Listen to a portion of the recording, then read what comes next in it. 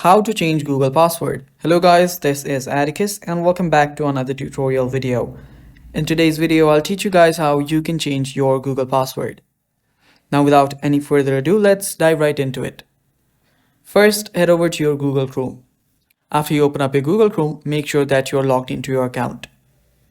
After you're here, tap on the top right icon of your profile. And after you tap on it, you should see your name and your email address. So simply tap on that, and after you tap on it, scroll down till you find your Manage Your Google Account option. After you find that, tap on it. Now here what you'll need to do is tap on Personal Info after this page loads up. After you tap on Personal Info, scroll down till you find Passwords. So right here you should find a section called Password, so simply tap on that. And after you tap on that, you might need to type in your current password. So type in your current password. And after you type in your password, tap on Next.